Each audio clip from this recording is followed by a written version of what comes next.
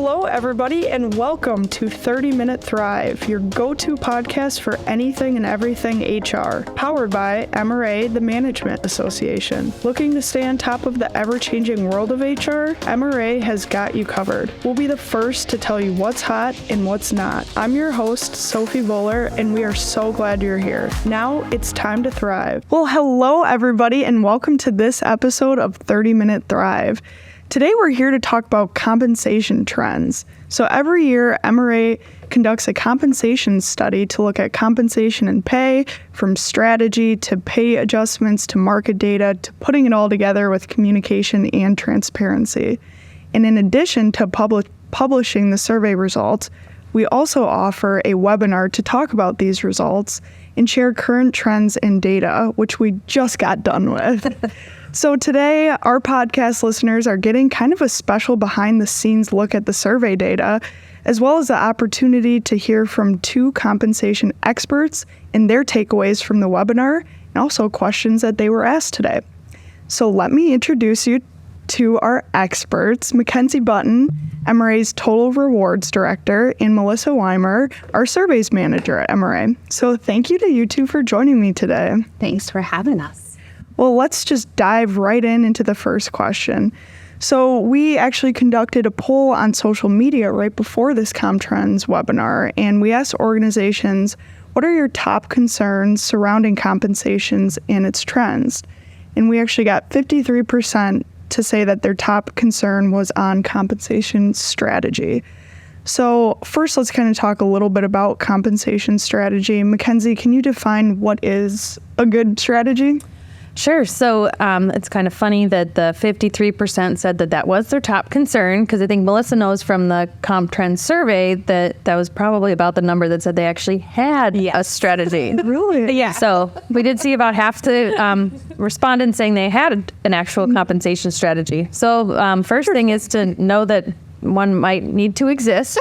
And then when we work through our different projects and helping people figure out what a strategy might be, we want to look at things like your market position, how you internally value your jobs, figure out things for geography, if it matters or not to your organization, internal, external equity, frequency of updates, and figuring out how all those things align, when, how often you want to do things. So having a strategy has all those different steps in it, and you want to have it aligned with leadership too. So understanding across the organization what a strategy might be and how it might impact your organization's overall strategy. For sure. Kind of diving a little deeper into that question, what impact does getting your compensation right have for employers? So I think it is, it can do a lot of different things for an organization. So you can get the right candidates for your group with the right amount of money. Doesn't necessarily have to be above or below market, but having a good package that you put together might not scare people away. And then it also can help retain your employees and help them be successful and be motivated to help your organization thrive. Yeah, absolutely. Good answer. So MRA conducts this annual compensation trend survey, as we said, about this time of year to help employers start planning for the year ahead. So Melissa, I'm curious regarding the survey itself. Was there anything that really surprised you with any of the data results? Actually, no. Looking at the results from an HR perspective, I was not shocked by the results.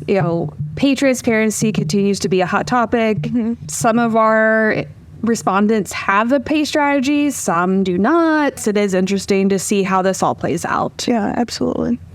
So Mackenzie, I know you've done this for a couple of years now, this event. So I'm curious to know how the compensation trends have kind of evolved in recent years. Sure. So I think a couple years ago, we tried to have a title called something along the lines of The Power of Pay Transparency. I think we might have used it a year recently, more recent than that. But that's something, pay transparency was an anomaly for a very long time. People in the public sector or using public funds often would see some pay transparency within their ranges. People might know what's going on, but now it's way more in the forefront. So Melissa saw it in her data from the survey that people are becoming more open. Organizations are more open to pay transparency. And then employers are having to react to that. So if you have pay transparency, you have to have typically a range or something to anchor your jobs to, and not just the person. So we still hear organizations say, we ask them, how do you determine how much to pay someone? And they say, well, we looked at how much the last person made, and we try to align it with the last person in the job versus looking at it from a market perspective for a job versus a person. So pay transparency is making people do a lot of things differently, and I think it's good for organizations to get their strategies aligned. Absolutely. Well, getting some data out there, some numbers out there. According to this year's survey, 95% of respondents gave pay increases in the last 12 months. And respondents who provided increases over the last 12 months reported issuing an average 4.5% increase, which seems like a pretty large increase. So I guess the question everyone and our listeners are probably wondering is, what can we expect for next year, that percentage? Yes. So we did see pretty much an outrageous amount given COVID. I mean, we're still dealing with the effects of COVID and retaining talent, but also recruiting, because remote work really is the way to go. So we have to find ways to incentivize them to come to the office. So we're expecting, because the economy is stabilizing a little bit more, we are expecting it to lower down to 3.8%, which is actually the current national average. Oh, okay. So with that being said, the 4% is actually not as outrageous compared to other sources that we use. So like World of Work is around 4%, Wills Tower Watts is around 4%, and then one of our other companies that we look at is actually closer to the 3.8%. Gotcha. Okay. Can I add something? Absolutely. Too. So when we talk about it in our compensation roundtable this month, we were talking about how the surveys last year, I think everyone predicted their budgets were going to be around 4%, maybe 3.8%. But what they really did was that 4.5%. So people weren't able to stick to their budgets. They gave a little bit more than what they were planning on. So this year, seeing that the numbers are still around the same, we'll see if people are able to, organizations need to give a little bit more outside of their predicted budgets for the year too. Yeah, the days of 3% increases are long over. I mean, not that they were that great back prior to COVID. I know a lot of my employees were like, oh, this is a cost of living increase, not a merit increase.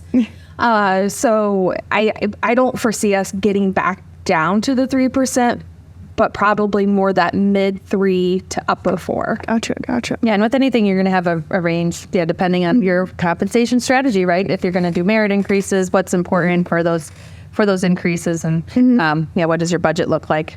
Yeah, and nonprofits are going to have a hard time competing with that.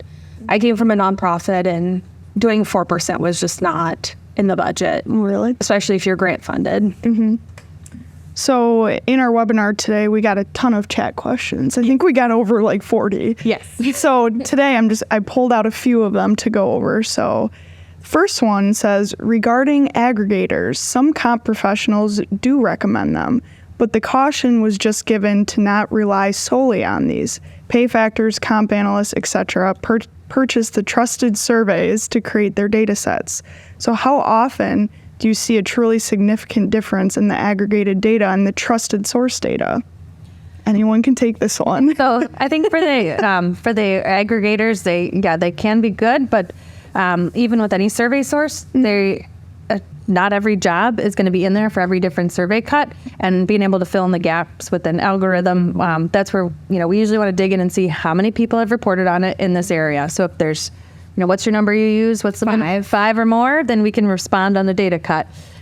So the aggregators will be saying there might be 0 people that have responded, but they're able to report on a data point. So it's just making sure you're using them with with some caution and with your eyes open, and seeing if the data seems too good to be true. There probably are people reporting on it. There might not even be those industries in the area. Right. Just make sure you're looking at other sources too to align that you can validate with participants and numbers. So there was also a lot of chat questions around aging data. Yes. So one of them was, what percentage do you use to age data? Oh, this is always a fun question, because there's 2 factors when considering it. You want to know what the percentage, which is typically aligned to the average market salary increase, and then the desired date you want to use. If you plan to update your salary ranges in 2024, and the salary survey effective date is March of 2023, using a 4% as a market average salary increase, that data would be aged around 3.3%. The formula is usually 10 divided by 12 times 0.4. So there's a fun little formula for it, and we also have that formula on our website for members to use. Okay, well, we'll include that in the resources then. So another question we got was, as pay transparency becomes more common, we'll start to see salary ranges included in job postings more often. So do you anticipate this becoming a more valid data source as more companies transition to open communication regarding positions and ranges? So I think Melissa has the good point to talk about, like we have the data points of like the 5 different levels of transparency. Mm-hmm. And one of the things is like, do you tell your employees about what's on more than just on their paycheck? Do you train your employees on it? So it's one thing to actually be proactive and train them on the points. And the other perspective is we post it and they have to go looking for it. And then they might come ask questions. So are you proactive about it with the pay transparency if you have to post it?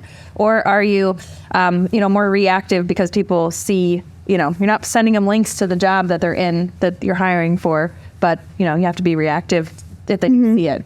Yeah, Mackenzie brings up a really good point, because I know before even Ohio, Cincinnati was probably within the timing, but some of our major cities in Ohio are having their pay scale posted, and it did cause a lot of issues and lowered morale, especially when it came to someone just job hunting and then they stumble upon, oh, my company's hiring.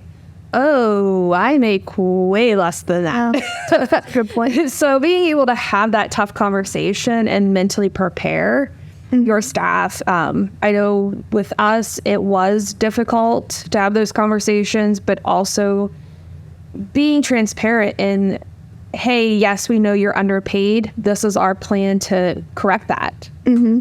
And just being open. Yeah, and I always like to say, if you have a range, try to stick within it, right? So if people do see those ranges posted and they're below the minimum, then that's definitely something you should be reviewing. Yes. Mm-hmm. Yeah.